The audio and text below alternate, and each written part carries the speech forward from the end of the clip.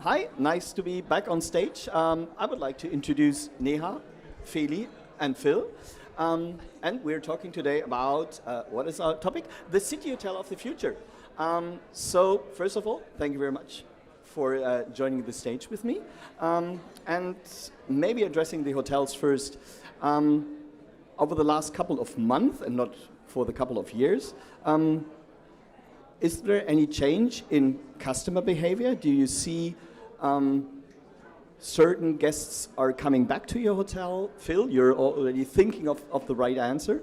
Do you see that maybe some guests are missing? Well, first of all, I think it's amazing that we're gonna have the last couple of panels now, and the night is really amazing. It's gonna be amazing with you, so I hope you're all staying. And I said it in the beginning, I'm happy that you all are here, and I want to ask everybody in the other end of the restaurant to come over here because the content is quite nice, and these people are quite experts in what they say, and I'm amazed that they're on stage with me. So that's how about you? Are you an expert? Oh, well, no, I get guided by you, so that's all I want. Coming to that question, I think there was, I think it might be a bit early now, especially at that stage, after that pandemic and with that crisis that is going on, to see what the future predicts. But we already see that the global politics might play a bigger picture in our guest behaviors in the future. So as a company, it's quite interesting to see where we're going there. We do see for this property, or especially for Berlin, that the pickup gets, like, it jumps intensely in the moment where you're allowed to travel. You have the people coming back, especially if you're a product that might be attracted to a younger audience. They're coming back immediately. We see the same in Vienna, we see the same here in Berlin, and that's something that we're happy of, but it's gonna be interesting to see how the other market partners are producing and foreseeing that in the future, especially with a corporate market that might not come back in that same stage. Philly, what do you see for Hamburg, and as well maybe because you have the knowledge about your hotels in Berlin, but especially what do you see for a market like Hamburg is? Yeah, so in Hamburg we saw that the customers changed definitely at the East Hotel. So first of all, we are a lifestyle business hotel. In the weekends for party people, for younger people. And since the pandemic, we have a lot of more families and we have a lot of dogs. It's no joke. Seriously, we needed to board the dog treatments, 20 treatments or something like this, because everyone... Target group, a good target group, yeah. Yeah, it is. So they want to travel with the family, they want to make short trips, they don't want to go maybe maybe to Spain or something. They say, okay, we're doing the summer holidays in Hamburg because it's nice too. So this is what definitely changed. Pardon? They do their summer vacation on the Reeperbahn. Yeah, vacation on the Reeperbahn, no. But maybe on the Alster. So we have a lot of more families. It's really crazy. And the other guests are coming too. And we don't have that much business, but the smaller business guests. So they have a smaller business company and they want to stay maybe for 1 or 2 nights and then they're coming back. So we gained a bit other guests, but we lost definitely the big companies with the company contracts. Yeah, you from the vendor point of view now, we are talking about the approach of different customer groups. What do you see from your customers and especially from your point of view? Is there a change in the way the hotels are communicating with their customers? Yeah, I think it's not a secret that the business travel is really getting less at the moment. Alone in Berlin, I think, unfortunately, more than 70 hotels had to close down, which is really sad to see. But when we look into solutions or look into a different travel pattern, we actually, with our customers, see a lot of workation pattern going on, meaning workation offers are actually really working successful at the moment, which means that travelers actually try to combine their work with their leisure time, which also results into long stay, basically, and also a trend that we see which is called slow tourism, meaning that the guests really want to connect with the local community, with the local region, try out the local food and beverages. So this is something that we see, and that obviously has a result in the offerings of the hotels. As Feli said, the target group is shifting a little bit, which is a great opportunity at the moment. You just mentioned it. A lot of people do plan their stays and their travel behavior differently. A lot of hotels currently putting the stay experience in their on the focus. Do you see a change in this? Is it more about the experience you do inside the city, but also does there have to be an experience inside the hotel itself? So like events, food and beverage, parties or whatever? Or is it still focused on the just selling a bed and bathroom? I mean, we heard it today when Marion was on stage. She basically said that the experience part of the hotel stay will get much more and much more important in the future. I'm not 100% sure if that's something new. We've been talking about that the last 5 to 10 years, that experience and the part of experience in a hotel is quite important. So if you ask me, how does this, what we have here, affect those people who are here as a guest today? I think tremendously, because they really see life. They have the ability to connect with people. Looking into our business model, where we have like over 50% students in-house, connecting with the local community is part of their desire. So when we do requests and when we ask them what they want, that's exactly what they want. They want to come in contact with companies, with people from the area where they are. But again, if I look into 5 or 10 years in our own travel behaviors, we already were like, we did not want to eat where every tourist is going to go for a pizza, right? We want to go where the locals go for their pizza. We want to shop where they do their shopping. And that's a bit, I'm not 100% sure if that is a real new thing, but it might get a bit more attention now, because I think people are not able and don't want to spend so much money and might be a bit more cautious in what they spend and how long and what they invested on. So I think that's a bit more the difference. But I'm 100% honest here. Experience is all. So if we do an event, you have 10 people saying amazing, and you always have that 1 or 1.5 person that says, oh, I was in the middle of Berlin and it was very loud at 10 o'clock. Feli. Yes, we have that too. So we are nearly to the Reeperbahn, and they complain because it's too noisy in the room. So then you have to book the Louis Jakob or something like this. There's silence, but what... It's like the Germans, they move next to a church. Yeah, and then definitely. they write a letter that the bells are really annoying. Yeah, it's crazy like this. So I know when family choose this hotel, they need to know that it's loud. But we had now, at the moment, 40% of our hotel guests, they coming to the restaurant and eating at the restaurant. So this definitely grown. Before we had so many locals, but now it's a really good mix. So at the East, it's since we open the meaning that we want to have a local restaurant, and then we have the hotel on the side.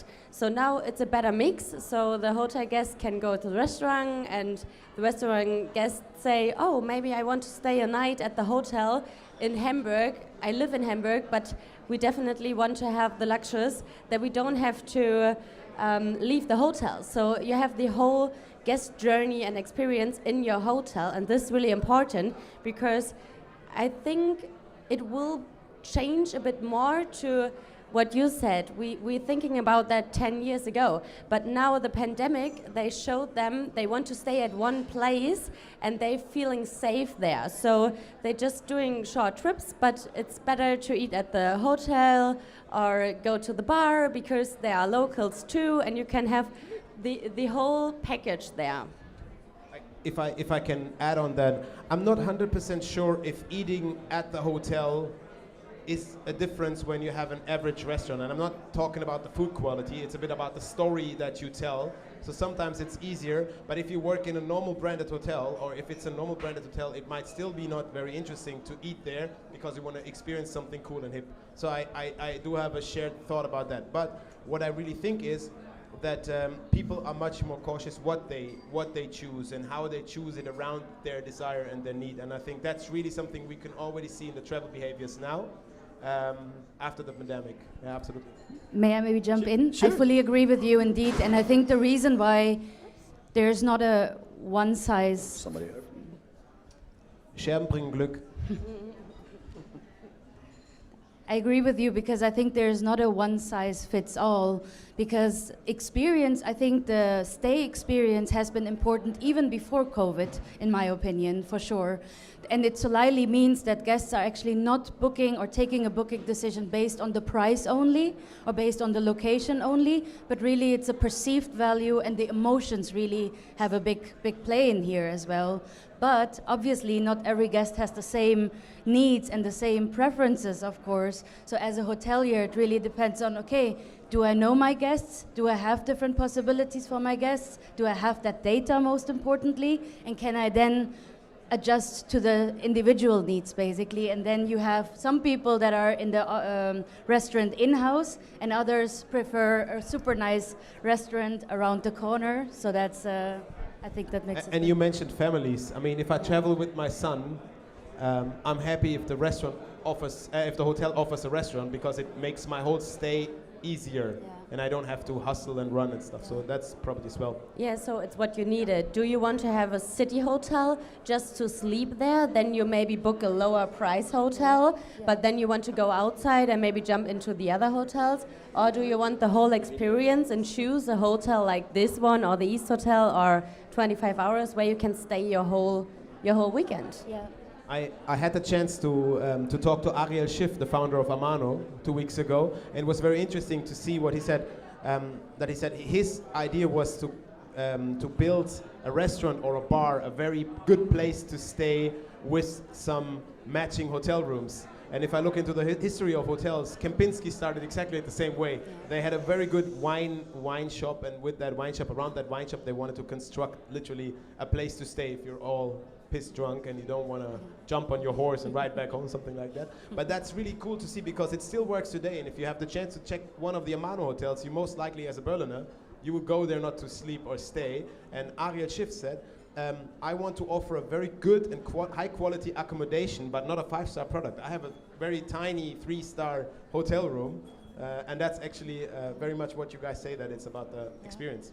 Feli, just before we entered the stage, you said if you lose business travel, for you it wasn't a problem because you was well Returning, and you have a good brand AdWords campaign on Google, so the people know where you want to go. So it's everything you're preparing the whole time. Now we're preparing too, because now we're preparing for the business guests. We want to have them back because we need to fill the hotel in the week. So the weekends are not the problem, because we have the families and the travelers. They want to have a nice weekend in Hamburg because we are a city hotel, and we definitely need them, and they can come and they want to come. So it's the same in Hamburg. The pickup 2 weeks ago, it started, and it's like this. So you know, in May we have so big groups and everything like this. So I know in May the business travelers are back, the groups, conference and events are coming back because they are hot of them, they can go. So everyone is here because they want to meet in person. So the people want to do that. But if you build the brand before, I think it's good to have a good marketing strategy, revenue strategy, because like Neha said, it's not the price. You can go with 100 euro or 150. The guests, they want to come, they book both. So it's not the price. It's definitely what you have done before that you are now having a good standing in the hotel market. And I think that especially what you said, I'm 100% convinced that we will see business travelers back.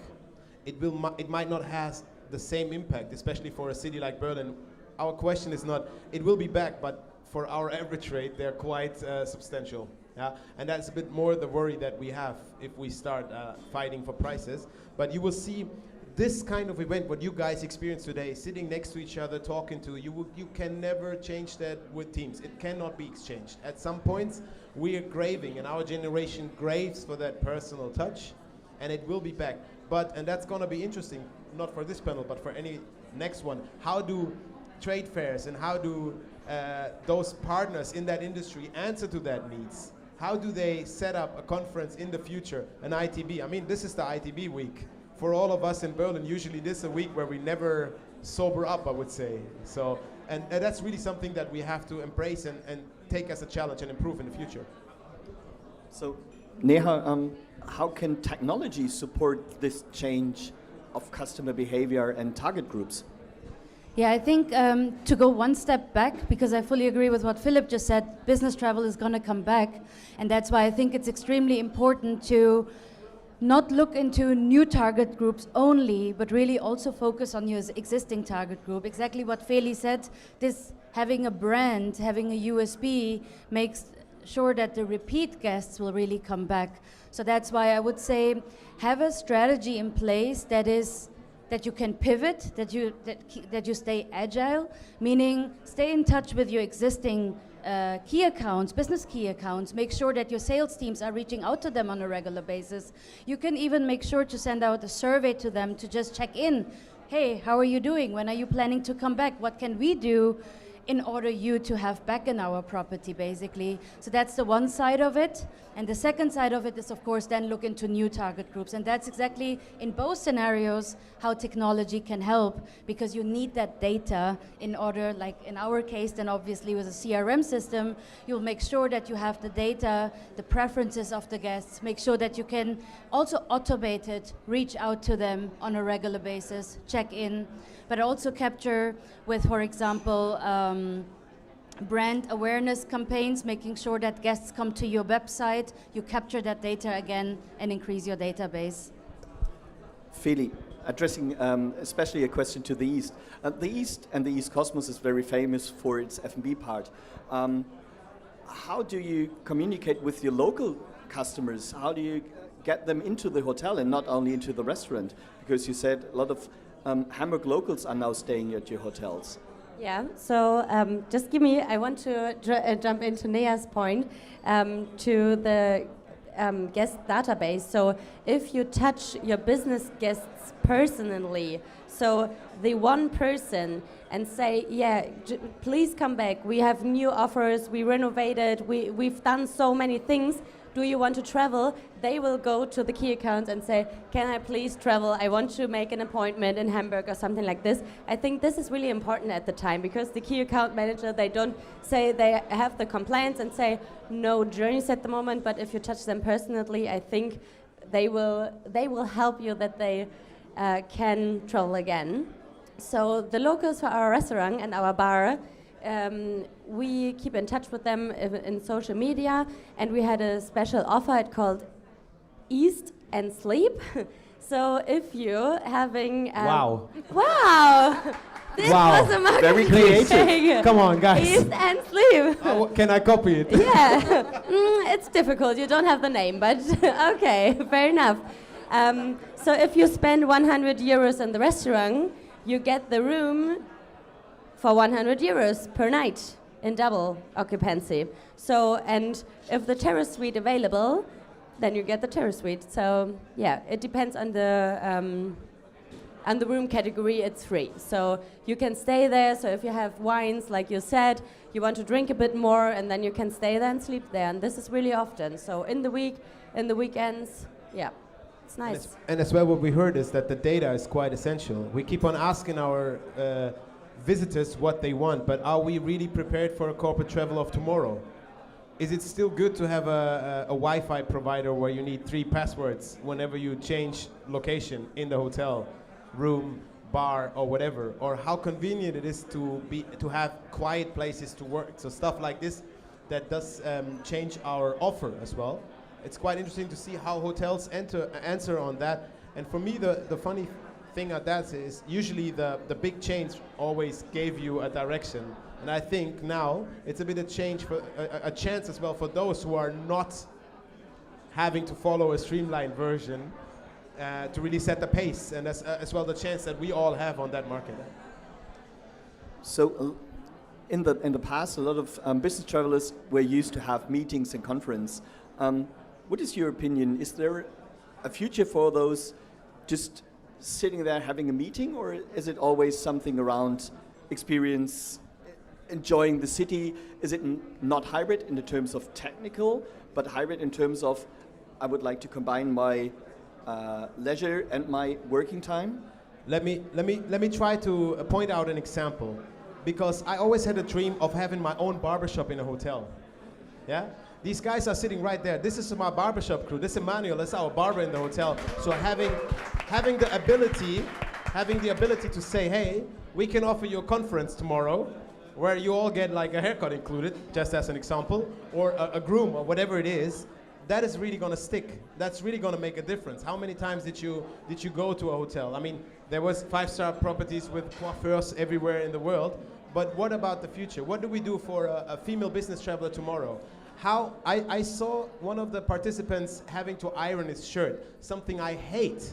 I hate it always. So what is the answer tomorrow? Well, no, I'm buying them small, and then I just breathe. Okay. No, but great strategy. Yeah, you should copy though. I did. It's stretch. But there you go. That could be something that we really can change the future of tomorrow. But are we ready to do it? Are we ready to change what we've always done in the same way?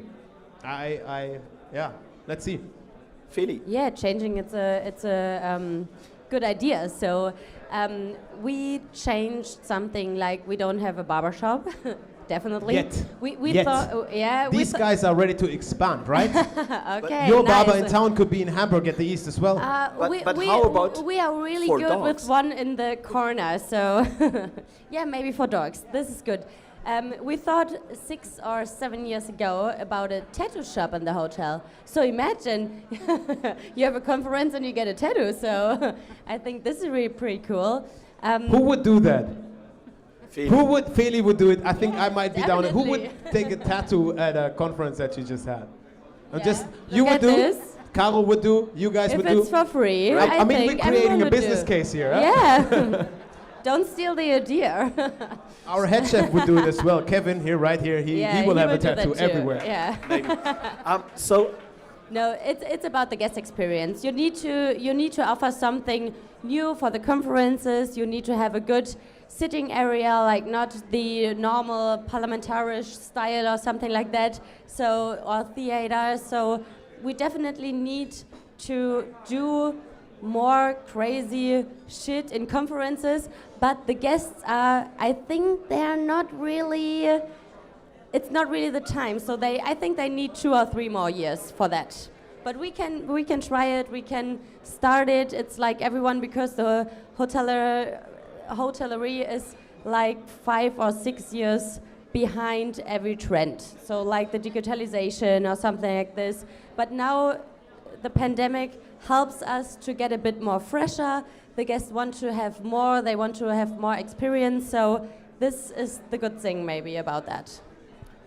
perfect. I would like to take the opportunity that the audience is able to ask any questions to Neha, Feli, and Phil. So, who wants to ask anything? Anything. Anything. I think I have to go for. There it is. Hi. Hi. I have a question for you. How do you think Zoom and especially virtual events will change the event industry in the future? Do you have any predictions for that? So you're talking about how hybrid meetings and virtual meetings will change True. the business or the industry? I'm personally really tired of it. And I think a lot of other people too, from Zoom and the virtual meetings, I mean. But I think in the future, of course, they're very efficient. And it's great that we can connect so easily and get the job done, let's say. But when it comes to the social aspect, then it's not replacing what we actually are looking for. Yeah. Yeah, I think you need to have a small room where you can offer it, so it should be a standard in every hotel that you have a TV or something like that, and then a small group of people can have their Zooms meetings or hybrid meetings, so I think it should be a standard. I think we're all tired of that you're on mute. Your camera is not working. I can't hear you. That's basically what we're all tired of, and this is what we can interact with people, so it makes it easier, depending on your character, obviously.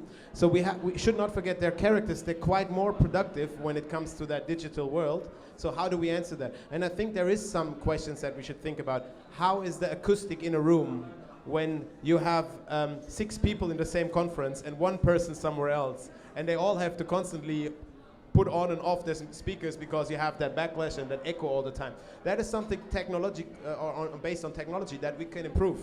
Having a speaker box, having a connection, having a click share, having all these possibilities that they are. And if you ask about that, that is something we as a hotelier have to answer. And it has to be our standard. How do you want to conduct the meeting? Do we ask today in a meeting, are all people physically present before we give them an offer? But we can ask that. We can ask, is all participants is going to be in the room, or somebody has to be joining with a virtual connection from somewhere else? It does change. Do you have a strong Wi-Fi? Do you need a cable? Do you have the acoustics ready? Is that only one room that has a TV or a screen that is big enough to host and accommodate that? So that's really something. Or as well, when you have 6 people in the room, do you really need all of them to be on a single screen, or do you have a camera ready? There's so many opportunities that you can preview, and I think we have a lot of learning on our side. Paiski Schmeiski, I think we still have a lot of possibilities to learn there. But we need people like Revinate to tell us, your guests require that tomorrow. How can you change it? So as well, a question to the hoteliers, are we using these tools correctly? Are we having a questionnaire for our conference guests, if that is something that shapes the future? Anybody else who wants to ask any question to over there?